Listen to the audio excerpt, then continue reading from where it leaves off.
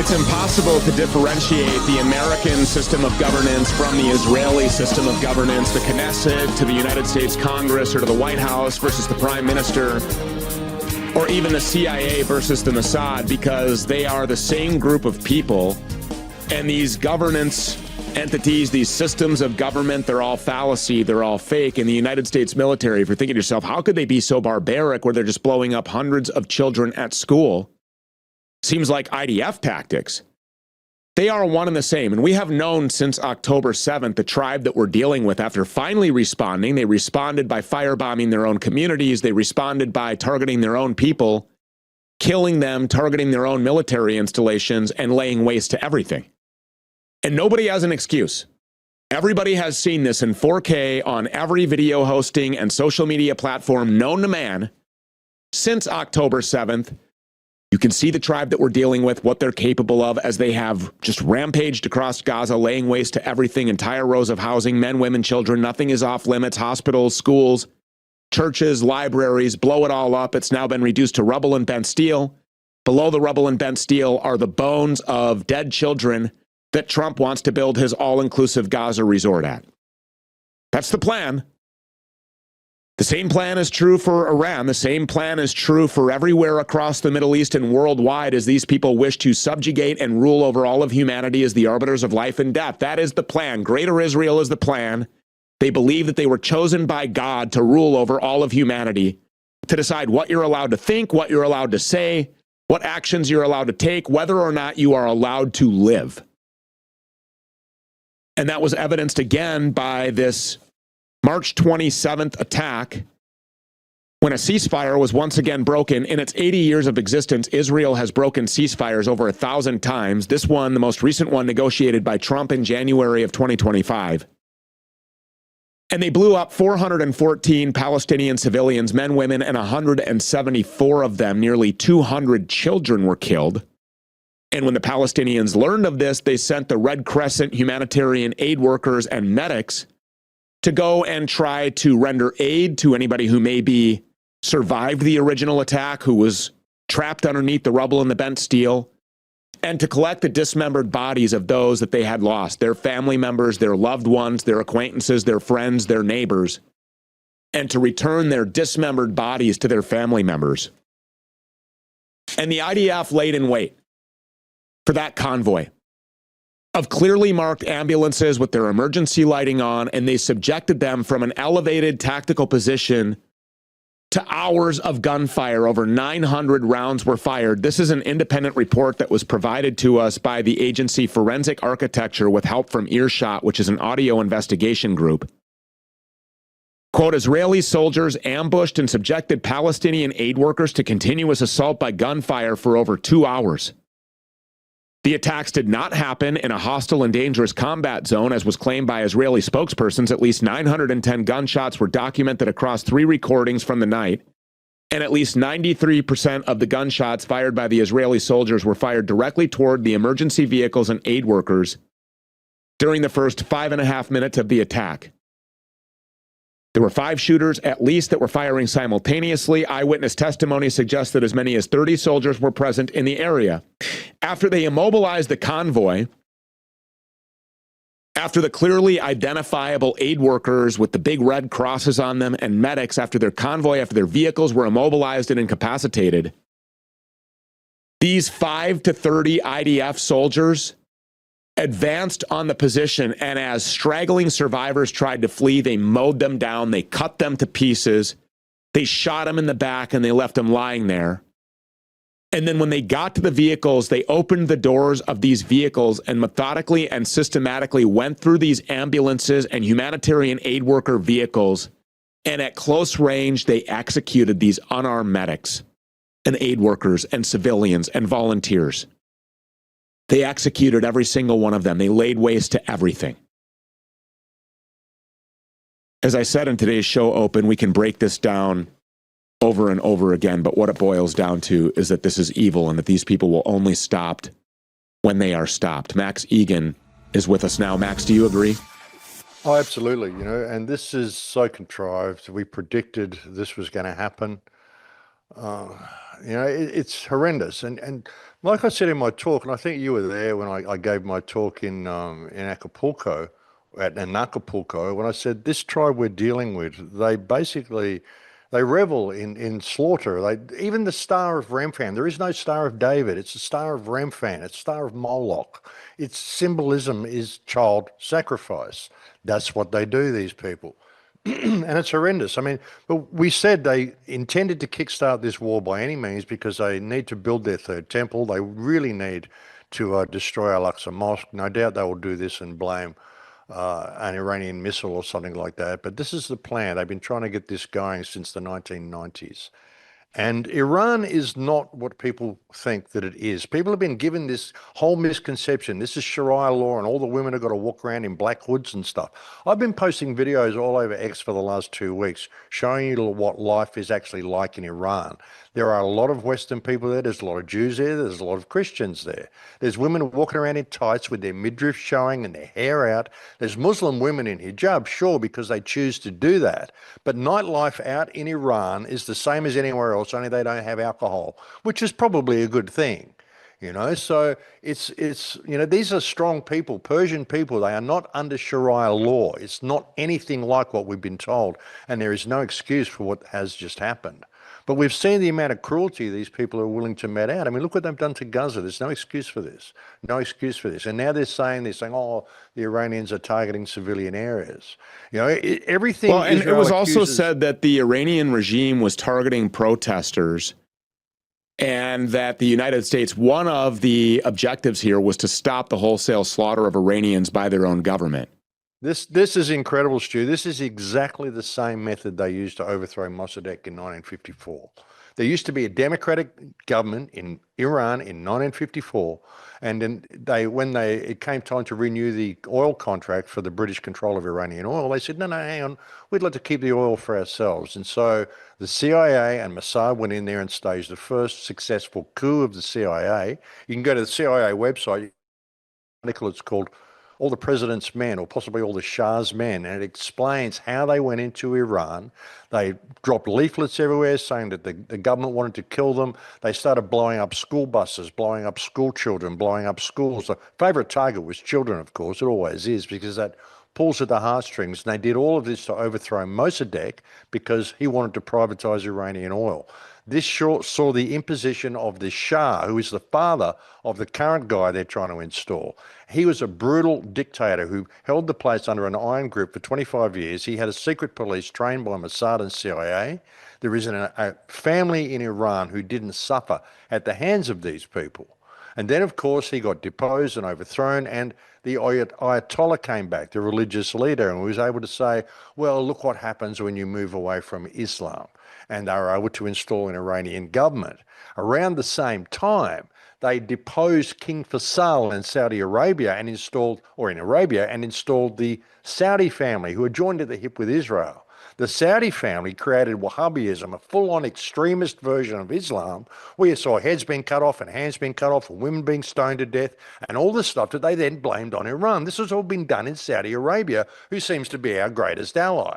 This whole thing has been contrived. This whole concept of Islamic extremism has been cooked up by Israel via the mechanism of Saudi Arabia and the imposition of the Islamic government in Iran, but it isn't a Sharia state. It's a fully open state. You can be any religion you want there. Women can walk around with their hair out. All the stuff you're being told is a lie, and this has all been contrived. And again, at the same time, they bombed all the Muslim countries for the last 80 years and drove all these countries into desolate war zones. Then you've got kids that grew up in a country that are 25, 30 years old. Their country's just been bombed for the last 60 years. They've grown up in this dysfunctional war zone with no concept of what reality is. And then Israeli NGOs come along and say, isn't it terrible what the West has done? We'll push you all into Europe.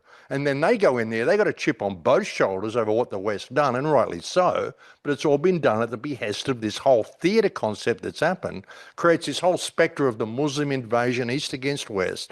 This tribe has been trying to push the Christians and the Muslims into killing each other for decades, and this is their big moment to try to make it happen. And they will use events, of course, like weapons of mass destruction, ties to al-Qaeda, incubator babies like what we did in Iraq. They will use 9/11 as a pretext to spend 20 years teaching the importance of transgenderism to Pashtun tribesmen and looking the other way while warlords rape little boys. But as Max is talking about here, they will also use these AstroTurf manufactured color revolutions.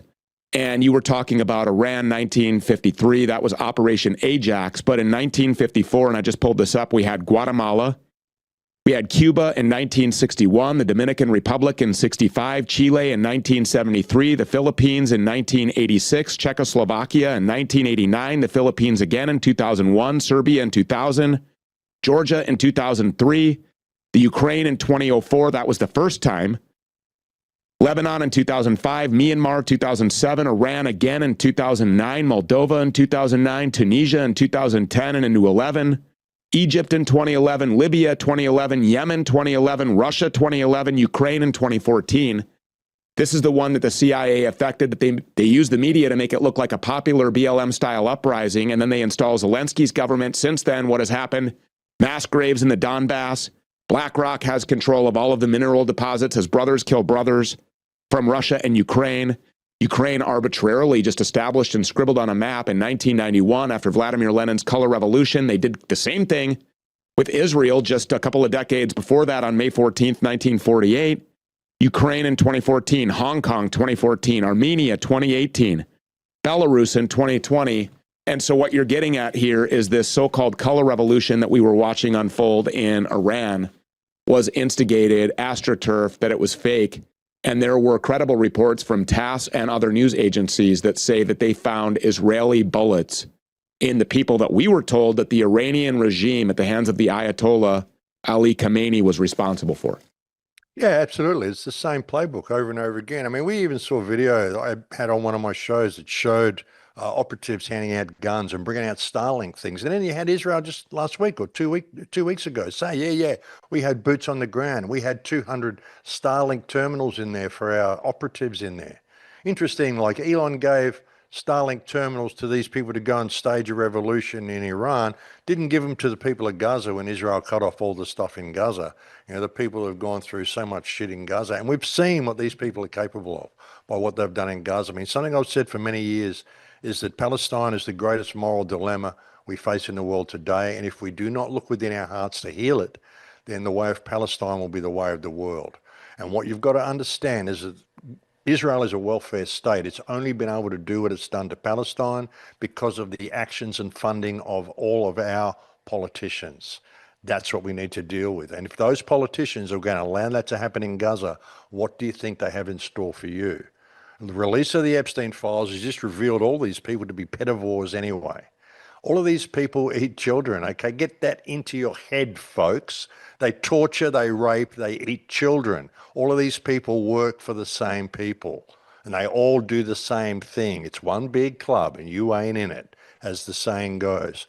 That's what we're dealing with. And all of this distraction that you're seeing here, this shows you just how many people they're prepared to kill to build their third temple and to distract you and to make you think you need government there to protect you because this terrible war is breaking out and everybody wants to kill you. You know, that list that you just rattled off of all the things that the CIA has done and all the governments the United States has overthrown, it's like the United States and those who control it are addicted to war. They are addicted to killing. They are addicted to murder. And when you look at the little tribe who controls them, you realize that star that they've got on their flag is a star representing child sacrifice. And you look at what their objective is, which is to kill all non-tribal life, then you know what we're dealing with here. And they literally revel in the amount of torture and abuse. I actually saw a video the other day of a rabbi. There was someone saying, I can't remember the name of one of their famous people, but he was saying, you've got to love this guy. In order to want to destroy Amalek, which is the goal, you've got to love this guy. And the easiest way to love him is to hate what he hates. And he hates Amalek. So this is their very mentality. In order to know how to love, you must first know how to really hate. That is their mentality. It's mind-boggling to really think what we're dealing with. But like China has come out and said that the United States is addicted to war. And, Yeah, but the only they're remedy absolutely is right. us. The only remedy is us calling this out for what it is, and we refuse to comply with the dictates of these pedophiles, these pedivores. They come and give you a law. Well, you're the people who eat children, are you? And you're giving me a rule that I must follow, are you? Let's talk about this situation. That's what we got to do, brother. I've been trying to draw the parallels between the United States and Israel. And something that I have realized, I haven't been at this, of course, nearly as long as you have, but something that I have quickly realized as a pretty quick study, not a lot gets by me, and I'm constantly just a student of the game and I'm learning, but that it's difficult to differentiate between the United States government and the Israeli Knesset. It's difficult to differentiate between the CIA and the Mossad, or between America and Israel, because really these are the same puppeteers. There's no differentiating this, because I don't recognize Israel as a legitimate nation state. It's simply a landmass that was purchased by the Rothschilds from the city of London and turned into a physical storage facility for munitions, ground zero for psychological operations and usurious tactics that infect all of the West and subjugate humanity and occupy governments and topple regimes and kill and rape and eat children. And it has become a safe haven for pedophiles. That's all that this really is. This is the front lines of the military-industrial complex. So to help our audience understand, can you kind of explain that relationship? Well, yeah, I mean, you look at where Israel's situated, right smack bang in the middle of the Muslim world, in order to destabilize that whole region and drive them into the West. This is what it's all about. And you've got to understand, when you think, okay, Mossad controls this or Mossad controls that, Mossad, CIA, NSA, ASIO Australia, MI6, MI5, this is all one organism, really. And it's all controlled by the same people, and it controls all governments. Like I've said, it's a multinational, multi-generational criminal cabal. When you say that it's all controlled by the same people, who are those people specifically? Well, the tribal people, the pedivores. The thing is that they all do this. It's a people farm, Stu. You're living in a people farm. They play all the people off against each other. But within that, within this circle, this inner circle of what's going on, is this group of Kabbalistic so-called Jews. They're really not. They're kind of more Edomites or whatever they are. I don't know, right. They're psychopaths. But their plan is to destroy all life on this earth. That is their plan. They believe the earth is the embodiment of evil, and they are doing everything they can to destroy all life. And they absolutely enjoy what they're doing. That's what people don't understand. You don't need, even with looking at the Epstein stuff, you don't even really need to look at this as Epstein was blackmailing everybody. No, they don't need blackmailing. They love what they do. They enjoy raping and hurting and doing this to children. There might be some lower level people that they need to get dirt on by getting them on video with underage kids or whatever, but the rest of it, they love what they're doing, and you're living in a people farm.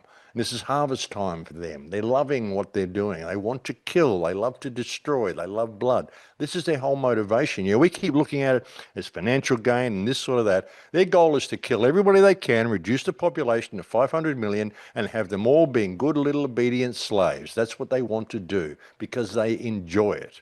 It's a war. This little tribe is waging a war against the world, but it's an inner core group within the tribe who doesn't give a shit about the tribe either. They don't care about Israel or Jews or anything like that. Israel is a mechanism that they've used to destabilize the entire world so that they can drive all the nations and all the faiths against each other. That's what it's about. And intentionally, deceptively named Israel, because there's 2.4 billion Christians on the face of the earth that have been propagandized by the Schofield translation of the Bible, that believe that these people are to be blessed or you will not be. And that if you curse these people, that you too will be cursed, that your prayers will be hindered and go unheard, and that you will be cast far away from God and your soul will spend an eternity burning at the lake of fire. And while you say that Israel has been, and I agree with that 100% just based on what I've been able to observe, nobody can discount that. It's on video, it's everywhere. And if you study just a little bit of this, if you spend 5 minutes with some keystrokes, you'll quickly be able to verify everything that Max is saying, where Israel has destabilized the Middle East since its existence, May 14th, 1948. Iran has been the rock of stability in the Middle East. And their military has really kept this whole situation at bay and slowed the progress of the Greater Israel Project single-handedly, haven't they? Well, yeah, and the problem is, many Christians don't understand what Israel is. They think Israel is this place. It isn't. Israel is the teachings of the man Israel. If you're a Christian and you believe such things, well, Israel is the teachings of the man Israel. If you are a person who believes that there is one true God and you should follow the law of the God over the law of the state, then you are Israel. And there was no Gentiles in the original Bible. It wasn't Gentiles, it was nations. So you were either a nation or you were an Israelite.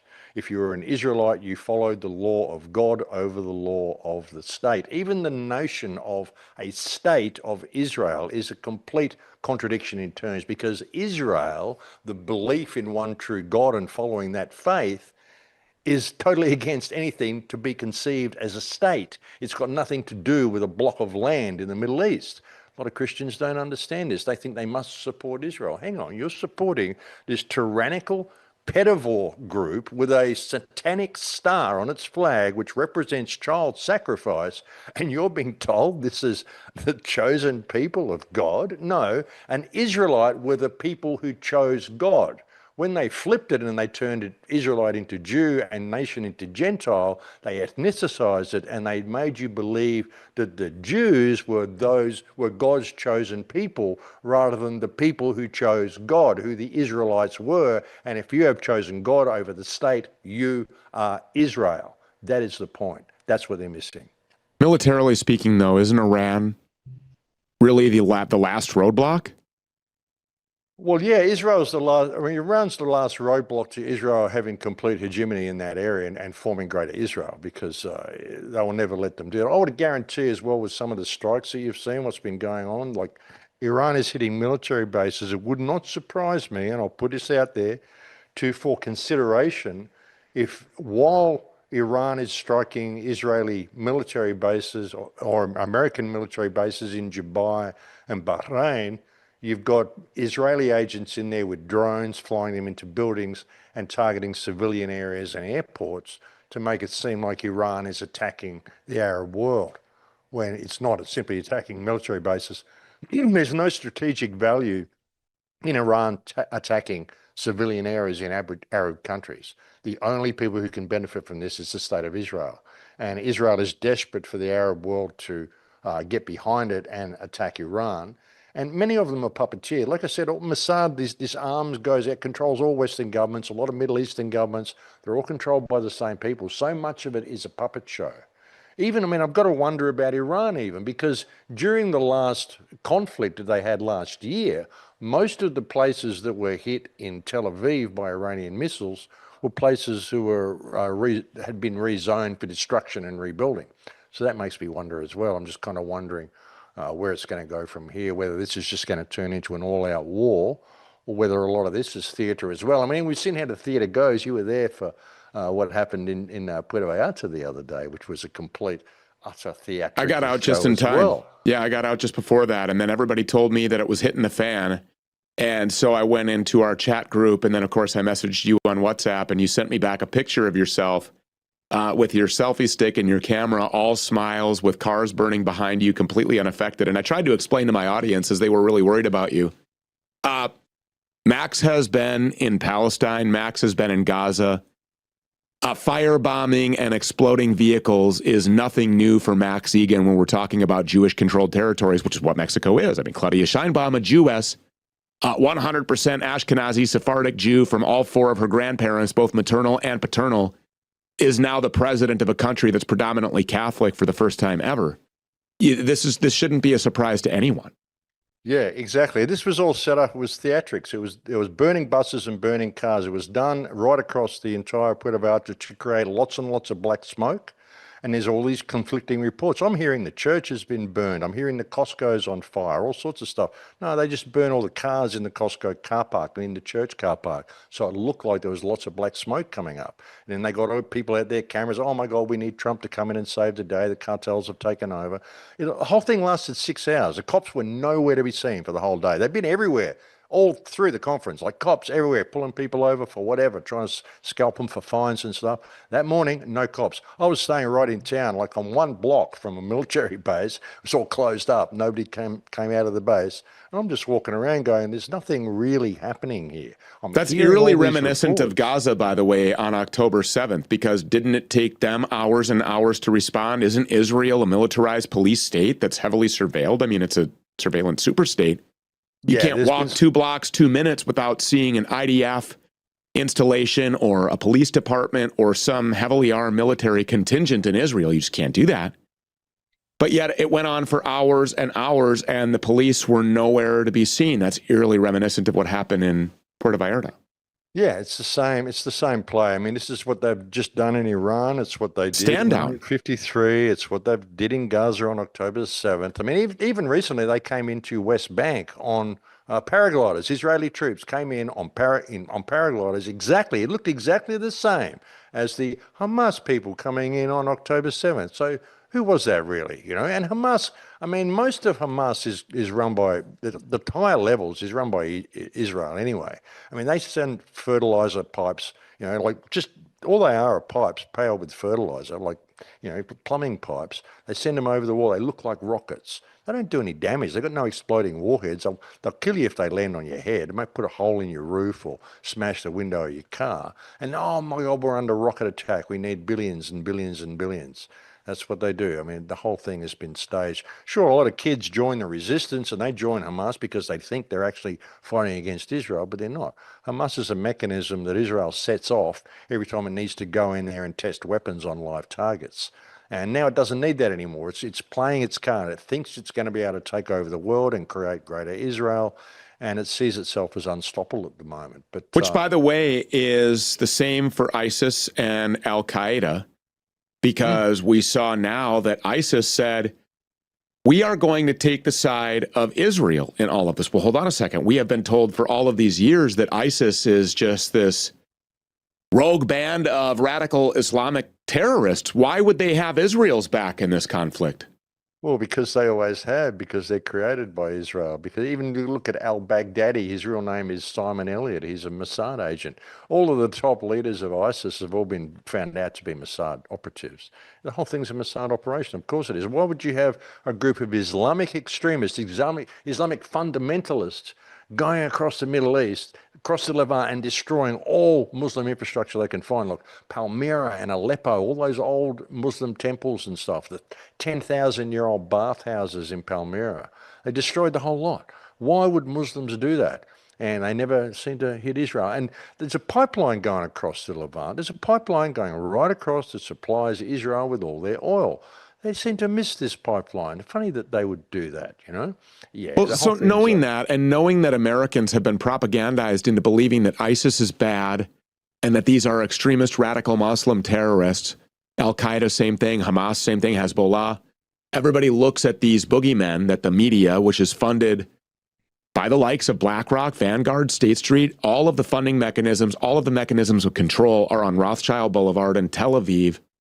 These people that call themselves Jews control the media and the information that you get from the smart TV that hangs on your wall, which, by the way, is a worthless paperweight if you don't have subscriptions to these different platforms.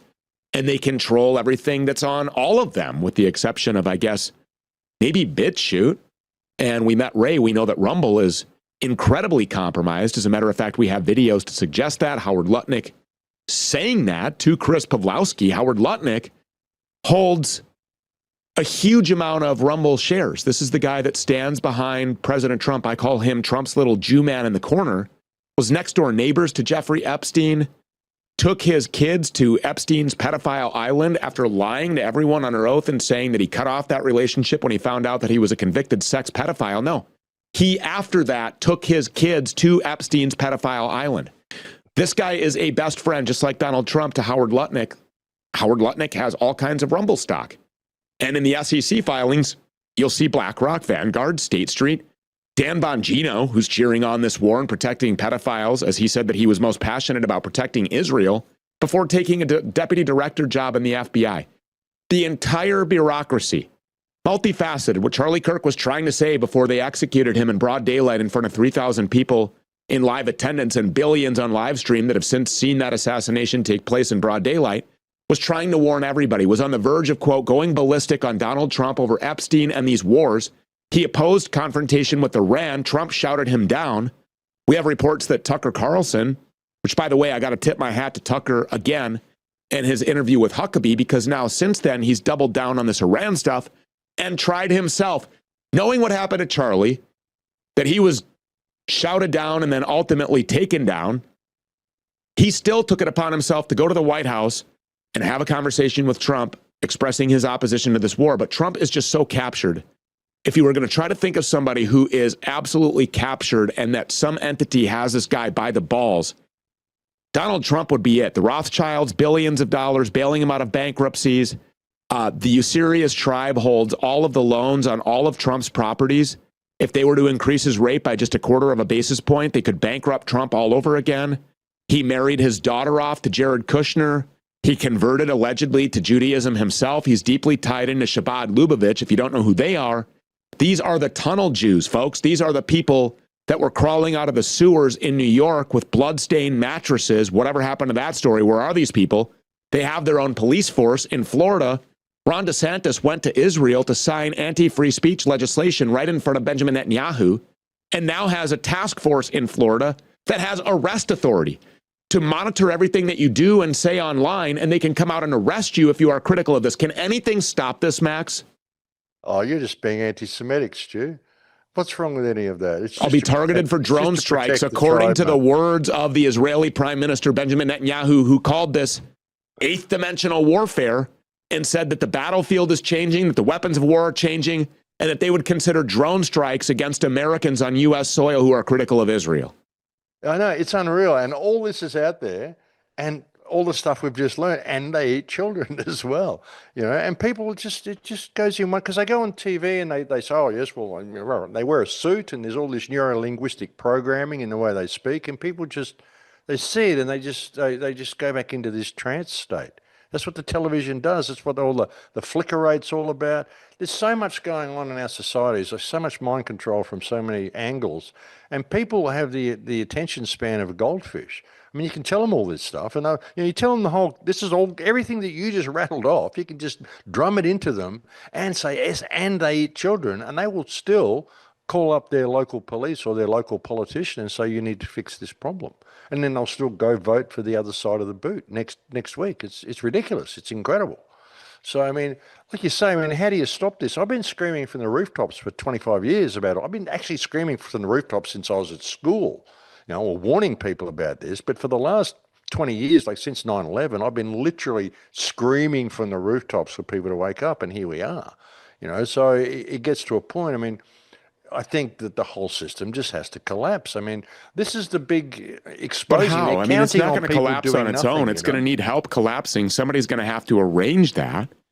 Well, I think it's just going to collapse under its own steam. I almost think that it's going to get to a point where, you know, human consciousness will just have no choice but to shut it all down. I think that we will rise above it. I mean, you see all these Gen X kids and these Gen Z kids are just standing up saying, you know, the education system's not teaching me anything. They can see through it all, which is why they're just pushing. The reason they took out Charlie Kirk, nobody was doing what he was doing, standing in front of millions of college-age Zoomers, the future of our political system in this country, the future of our workforce in this country.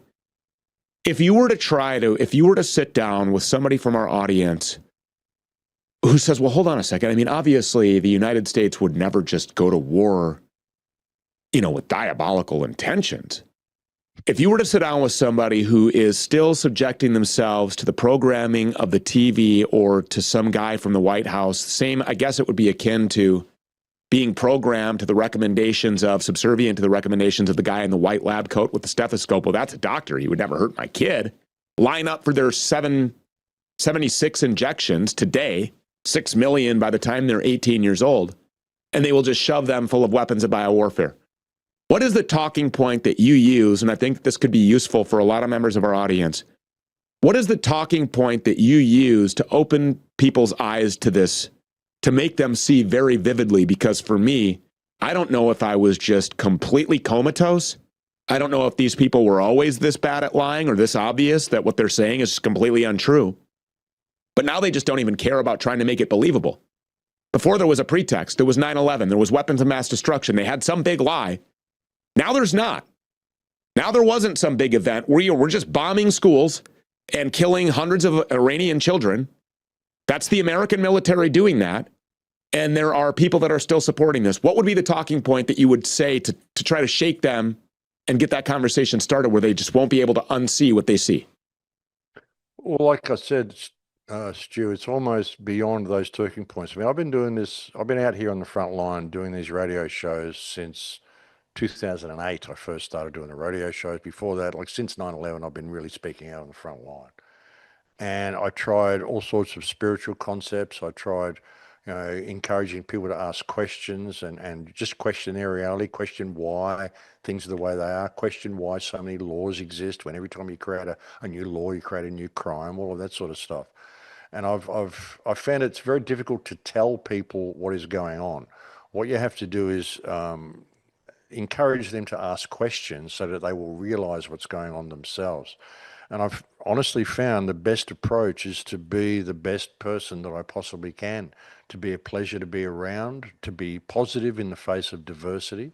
As I've often said, to face infinity without flinching, which is the knack of being able to face with serenity odds and circumstances that are not included in your calculations and to simply go with that path. When you're in that state of flow, when bad things happen like the war in Iran or the financial crash or whatever happens, and you just kind of take it in your stride and you're happy and you're a positive force for them to be around, then they want to emulate that. They want to know, how come you're so relaxed through it? It's like when I was out walking through all the shit that was going on in Puerto Vallarta. People are going, how are you so calm with all these things going off around you and burning vehicles? I'm going, because I'm just facing infinity without flinching. I know that I'm going to be okay because I know inside me that I'm okay. It's fine.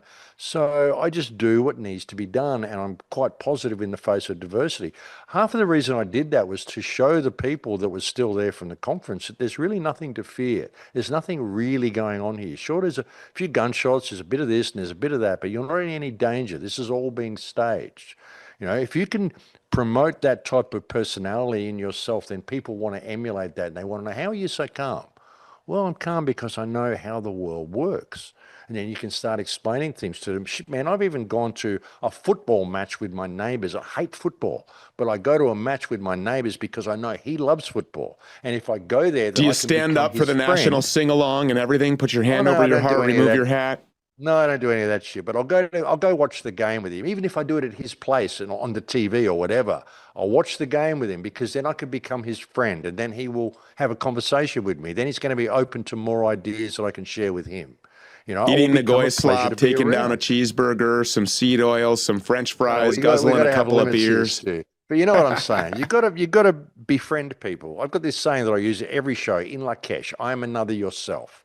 Every single person, I view every single person in creation as simply being a thought in the mind of God. Imagine if God split his consciousness into 8 billion pieces just so we could express to each other. Find out how we became God or whatever God plan is, you know what I mean? What if we're all just a thought in the mind of God? We're a reflection of each other. Anything I do to you, I'm doing to myself. You think about that. If it's all a single consciousness in this big electrical field that we call creation, where everything is energy, what is heaven? What is hell? If you are horrible and mean to people, and then you go to that and you reconnect to God and reconnect to Source at the end, and you feel everything you did to everybody, that is hell. But if you've been an incredible person to be around and you've made reality better by your existence, when you return to Source and you feel that, that is heaven. You know what I'm saying? That's the way I kind of look at it. So that's the way I approach it. And I've had an enormous amount of success just being the best person that I can be. I've woken up thousands, probably millions of people by doing my radio shows and the stuff I've done just by being honest, admitting when I make mistakes and just trying to help things with no thought of personal gain for myself. I just do it because it needs to be done. I think that's what inspires people. And like I said, ultimately, you're on your own path. If you can inspire one person to change their path and find a better way, then you've succeeded in your life. If you brought healthy children into the world and you've given them a good heart sense, you've succeeded in your life.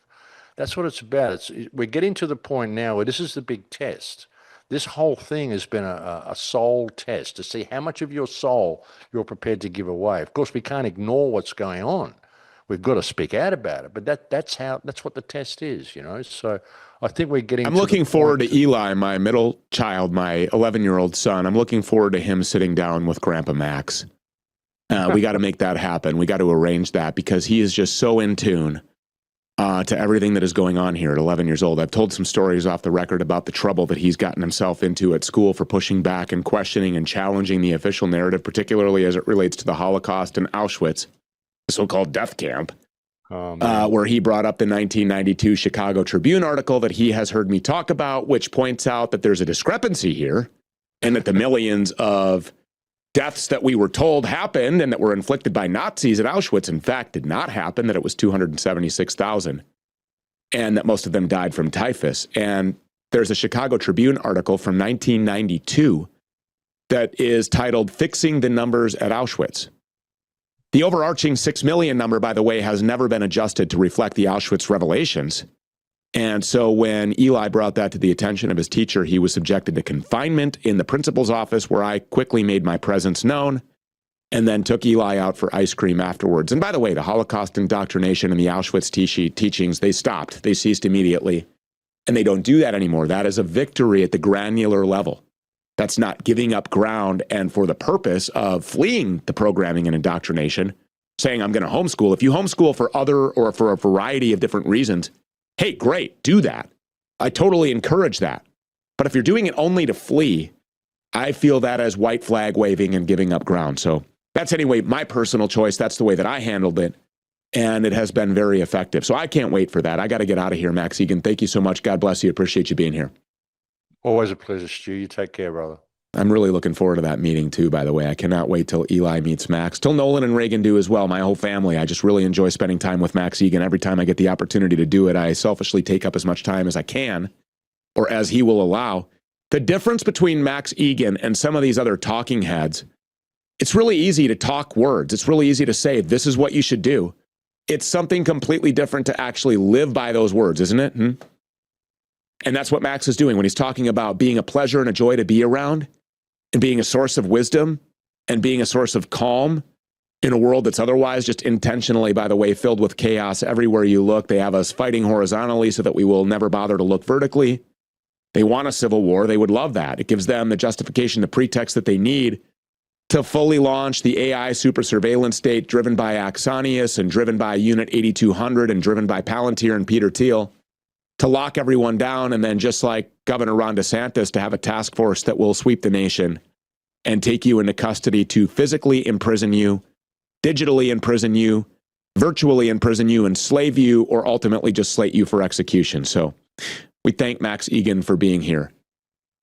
There's a difference between people talking heads on these podcasts or on your boob tube, on the corporate media, mainstream outlets, the major broadcast and cable news networks. It's really easy to say words. It is something completely different to live by them. So a bank of wisdom. If you have the opportunity to follow Max Igan anywhere where he is on social media, I would say that you should do that. And also get to know him. Go back and listen to all of the things that he has had to say. Rewind the tapes.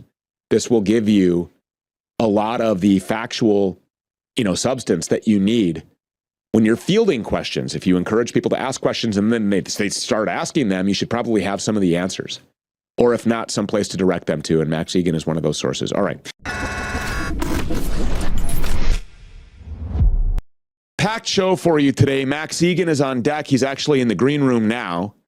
We're going to get to JD Sharp and then the Based Report with Frankie Stocks. All of that is straight ahead. But first, I want to share a message that I received from one of our viewers, because stories like this one are what keep me constantly telling you about the Tzla Machine. One of our viewers wrote in about helping her friend who had been dealing with something called cubital tunnel syndrome. So for months, her elbow felt like she had constantly smashed her funny bone. She had pain shooting through her arm. Her fingers were numb. She couldn't bend her arm properly. She couldn't bear weight on it. It was even affecting her ability to flex her wrist. So they decided to try a session using the Tzla with the new plasma bulbs. And within about 15 minutes, she started feeling something that she hadn't felt in months. In 15 minutes, her fingers started to wake up again. She could move her wrist. The numbness began easing. They followed up the next day, and she said that her arm felt dramatically better, just a little bit sore, like after a good workout. So they did one more 15-minute session, and this is the wild part. After the second session, she said that her arm felt completely back to normal again. No numbness, no pain, totally normal. She could even do push-ups, something that she couldn't even imagine doing just 2 nights earlier. And as she was leaving, she flipped on her jacket, and then she stopped. She was like, oh my God, I haven't been able to do that in months. 2 sessions, 15 minutes each. Now, listen, this is one viewer's story. We hear stories like this all the time from people exploring new ways to support their health, to support their family and recovery. If you want to learn more about the Tzla Machine, tzla.club. Max Igan is in the green room. We'll talk Iran war. But first, actually, you have a story, Max, about your nephew using the Tzla Machine. Yeah, well, like when I was in Australia, I took the Tzla Machine with me when I was in Australia, and Nathan, my nephew, came around to use it. He had severe back pain, so I put him on the machine for about maybe 15 minutes, and his back pain went away. He was pretty amazed, and my sister thought it would be good to get him one, so she bought him one, and he's been using it for a couple of months now, and he's found that all his hay fever's cleared up as well, so that's another thing. But I've been getting a lot of people, like when I was in Australia, a lot of people emailed me, said, can we please come use the machine? And I announced on a show recently that, hey, my nephew's got a machine in Australia, so if you have any problems, I can put you in contact with him. You can go around and try it. So this guy went around, his son, 5-year-old son, had actually fallen over onto a stick, and the stick had been stuck in his eye, and he had to go to hospital and have it surgically removed. And then the guy contacted Nathan like before. Like as soon as it happened, he went to contact Nathan, said, we're going to have the stick pulled out. Can I come and see you afterwards? And he did. And Nathan treated him for 10 minutes on the Tzla Machine. And basically, the eye, at the end of the treatment, the eye had started to open. And then he came back the next day and gave him a second 10-minute treatment. And then on the third day, the eye was virtually fully open and minimal bruising. The father of the child was so amazed at the recovery, and so was Nathan actually, that he actually emailed me and sent me pictures of his child and said, this is amazing healing, and he's going to be buying a machine. So, yeah, I mean, it's interesting. I mean, I'm always skeptical of all this sort of technology. So am I. I looked at Jeff like he was crazy when I was at his villa last year in Acapulco at his house. You were there, and I was there with my friend. I looked at him like, what? You're going to put these light bulbs on me? Now, apparently there's no electricity that runs through these leads. What I've been told is that it's 100% plasma, which is why it's safe to put it in the bathtub. I haven't done that. I don't know that I will do that. I wouldn't recommend anybody does that. You probably have to talk to the people at the club. I don't know. I don't want any liability as far as that is concerned, but Jeff does it all the time. And he says it's absolutely wonderful. Well. You have done it as well. And like for what people say about Jeff, I mean, I've come to know Jeff pretty well over the last 4 years that I've been in Mexico. And people say, you know, the Tesla's a scam and all that sort of stuff. You know, well, I'll tell you right now that having observed Jeff, he 100% believes in the power of this Tzla machine. He's got one for his family. He uses it himself every single day. He gets his wife on it. He gets his mother-in-law on it. He 100% believes in the power of this machine. So he's not scamming anybody at all. Jeff gets a bad rap, and I don't think he deserves it. I've seen him do a lot of incredibly good stuff and a lot of charitable work for people. And like I said, I mean, I'm skeptical of all this stuff, but then I had a lady come around with myocarditis, and suddenly, you know, 7 treatment, oh no, more than 7, 2 weeks. She stayed on the machine for 2 weeks, and she was lethargic. She was like sleeping 22 hours a day, getting up and just sort of mumbling around and going back to bed. And she'd always been a little lethargic in her life previous to that, her mother said. She came around 2 weeks on the Tzla machine, using it every day, went back for a test, no myocarditis anymore. And now she's bouncing off the walls. She's traveling around the world. She's really active, amazing stuff. So I've seen it heal that. I've seen it heal Bell's palsy in 7 treatments. I've seen it heal severe muscle trauma in a friend of mine's leg who went surfing, had a surfboard come down. The fin of the board actually hit his calf muscle, and he left that surf in an ambulance and was on crutches. They told him he'd be on crutches for at least a month. I went around to see him the next day, put him on the machine. The next day he was walking. He actually walked to my house to use the machine again, and that afternoon he was back in the surf. Yeah, we told that story, actually. That was one of the testimonials at Tzla.club. I didn't know that you were related to that one. Are you becoming less of a skeptic now after seeing all of this stuff personally? Well, yeah, I mean, I can't help it, but hey, I've seen remarkable results. I've noticed my arthritis is a lot better, and I got a lot more energy and stuff. My lungs seem to have cleared up. I smoked for a long time, so I had a lot of lung issues. So yeah, I am seeing results from it. So, but hey, I'm not the sort of person. I've never even monetized my account, so I just don't sell things. I find it very uncomfortable. Even when I did artwork, I gave it all away for free. I find it very uncomfortable to do commerce. I'm just that sort of a person. But hey, I've had some pretty amazing results with this thing and this eye treatment. I mean, for the guy's father to actually write me and say, "Hey, look at my son." I mean, this happened in two 10-minute treatments, and he was absolutely mind blown. So, and you've probably got the photos there. You can probably show them. So you Yeah, we probably have already been have. showing them here. I mean, this So, is an unbelievable. It's an unbelievable before and after picture, and mm, you can't deny that. I mean, you have photographic evidence that this healing is taking place, and then first person, you have seen myocarditis just completely disappear. Bell's palsy went away. I mean, these are things that people thought that they probably would have to live with their entire lives with. yeah, exactly. So, yeah, it's worth checking out, I think.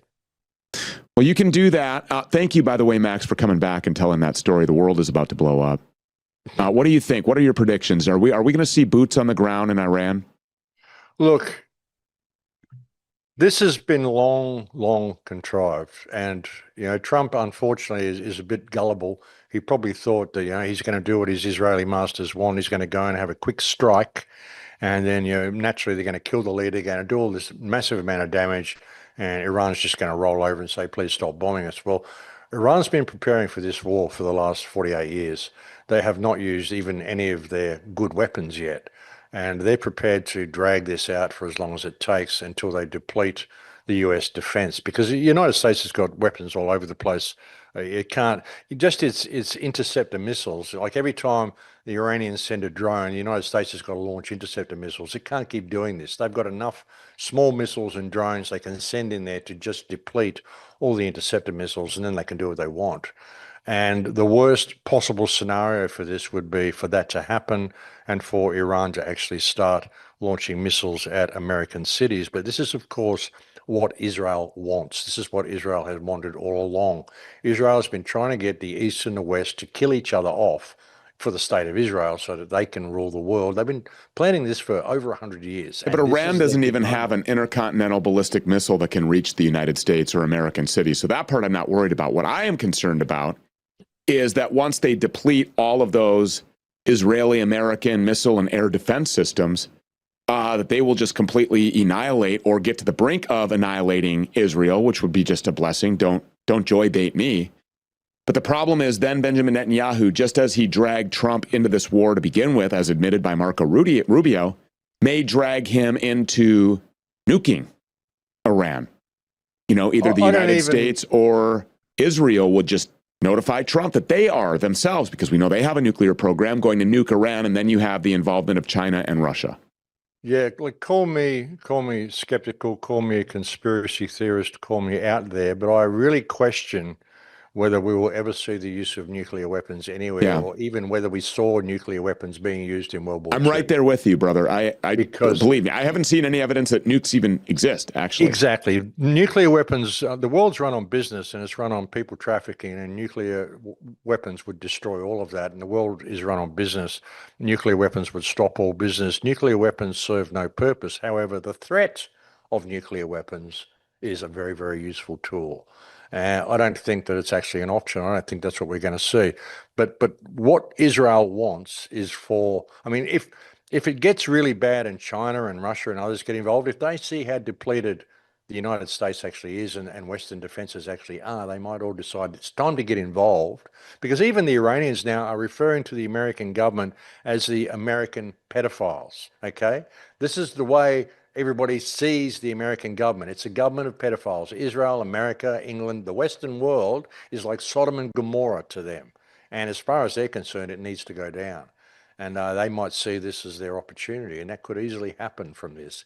And the problem is that that is exactly what Israel wants.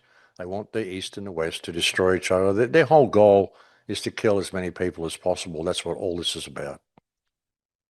Do you think that there is a military solution? Is there anything that Iran could do right now Or is there anything that the Trump administration could do? Is there anything that anybody could do militarily to end this right now? Arrest the tribe worldwide. Arrest them all. Wipe Israel off the map and arrest all the tribe members in government in the United States and all the tribal influence all over Western governments. But is that going to happen? And even if you do that, who's going to prosecute them? Because they're all part of the club. Like I said in my report yesterday, it's got to the point now that anybody involved in government or in the legal organizations anywhere around the world, there's two options for them. If they haven't spoken out about what has been revealed by the Epstein files and what these people actually do, all of our leaders, okay, let this sink into your head. They all torture, rape, and eat children, okay? That's what they do. So anybody in that club who hasn't spoken about this and isn't trying to address this, they either are part of that club, they torture, rape, and eat children, or they are people who protect people who torture, rape, and eat children. That's the situation that we're in today. And they're doing everything they can. They're prepared to wipe out entire countries to prevent the world from discussing this and talking about this. That's what we're facing. And that needs to be the common ground of all of this sort of stuff. And so really the solution is us. It's always been us. This is our time. And we need to identify that this is what's going on and not participate in their wars. We need to get rid of the tribe. We absolutely need to get rid of the tribe. I mean, what can I say? There's a very, very evil group of people, and this is what they do. This is what their main pastime is. You're living in a people farm. They're harvesting humanity, and they enjoy killing. They enjoy destruction. And even when you look at the whole thing, the covert war against Amalek. We both saw that video that was put out by Harrison S. Smith recently. A brilliant 14-minute video outlined the whole plot. America is the new Rome, and we're working secretly this time, but we will win. By way of deception, we shall do war. They want this. That's why they went and attacked a school. They attacked those two schools and killed all those children straight up because they want a really angry, prolonged response from Iran. They want Iran to wear America down and wear the West down so they can just have a mass killing operation. That's what they want. And that's what we're in danger of having happen unless we actually get this into the minds of people and realize that we're the ones holding the war machine up. The old saying, what if they threw a war and no one came? It's about time we did that. Yeah, what about the service members that are actively deployed now? Go home. Say no. It's hard to do. I mean, they're on floating prisons out in the middle of the ocean. It's kind of hard to leave. Yeah, I know. I don't know. Mutiny, take over the ship, turn it around, go home, protect your families. It's exactly Just say right. No. It's ridiculous. Say no. You're working for, what are you going to go and fight a war for these people who we've just established torture, rape, and eat children? This is who you're going to fight. I call this war the free world, Iran and the free world against the Epstein bloc. Yeah, the yellow ribbon support our troops shit. I just can't do that this time around. I'm sorry. I cannot participate in that. And, the response that Vietnam veterans got when they returned from their deployment, when these people come back, I mean, yeah, they just use precision-guided missiles to blow up 200 kids. I don't care who you are. Yeah, that's just, that's some next level stuff. And then why? To protect cannibalistic pedophiles? This is what I'm saying, Stu. You got to get this into the minds of the military. Where do your loyalties lie? Sure, you want to protect the nation, but what is the nation? What is the nation? Is it America, or are you just working for these child-killing pedophiles, these pedivores, these baby eaters, these criminals, and going out and killing people that you've never met before because the baby eaters said it was a good idea? Because if you don't go and kill the other people that you've never met, then the baby eaters might get exposed for what they do. We've really got to start drawing the line here, Stu. This is our time if we can do this, and hopefully humanity will rise to the occasion, brother. I think the film Occupied has aged pretty well now, hasn't it? It has passed the test of time. I think so. I think so. It really has. And America is occupied, man. But that's how to solve it. sanction Israel, put a wall around it, whatever you're going to do. I mean, I don't want to suggest we just kill all these people, but, put a wall around it the way they did with Gaza, get all of the dual citizens out of all governments around the world, arrest those people that were crawling out of the drain pipes in Brooklyn, for God's sake, those Hobart big people down there with all their child molesting tunnels and shit. I mean, how much of this are people prepared to take before they just, These are the people that Trump is about it? closest to because, Howard Lutnick is Shabbat. And, this is the guy that stands behind Trump. I call him his little Jew man in the corner. This is the guy that stands behind Trump, and he's belly chuckling every time the Epstein files get brought up, every time we talk about sending young American blood to go be spilt in this war with Iran for Israel that no Americans want. I don't know of anybody that wants this war. I've never met anybody that wants this war. I've never met anybody cheering it on. I've been in the streets. I've talked to family members. I've talked to random people. Nobody that I have ever spoken to is in favor of this war. Americans diametrically oppose what our government is doing right now in our name. That's incredible. It's incredible. They're pushing it through anyways. And then they have changed their story about the pretext for this war 6 million times in the last 5 days. Yeah, 6 million, exactly. And did you see when Rubio went out there and said, oh, well, Iran kind of forced us into doing it because we knew they were going to strike and we would have got stricken, Iran would have hit us back, so we had to hit them first. And then Trump, virtually the same day, said, oh, no, I'm the one who forced Iran's hand. And then Rubio says exactly the opposite the next day of what he said the day before. I mean, it's just freaking unreal. They can't even get their stories straight. It's incredible, man. It's like idiocracy at this point. But Iran is really in for the long haul. This is an existential war for them, and they've been preparing for this for 48 years. And their goal is to weaken the United States and get as many other people involved as possible. And it could go very, very bad for the United States. I got to get out of here, Max. Where can people find your show? You can find me at TheCrowhouse.com. That's my website. You'll also find me on BitChute, and you need to go and check out BitChute, folks. It's the only free speech platform we actually have, and we need to support BitChute because it's being hit from all directions. Needs funding, needs subscription. So go and sign up. Are you also the Crowhouse on BitChute? The Crowhouse on BitChute, the Crowhouse on YouTube, the Crowhouse on Rumble, the Crowhouse on Odyssey, and also Max Igan on Gab. Max the Crowhouse on X, and banned from pretty well everywhere else. It's a lot of places, though. If you want to find Max Igan, and you should, he just gave all the places. Thanks a lot, Max. Appreciate you coming back to talk about that eye injury.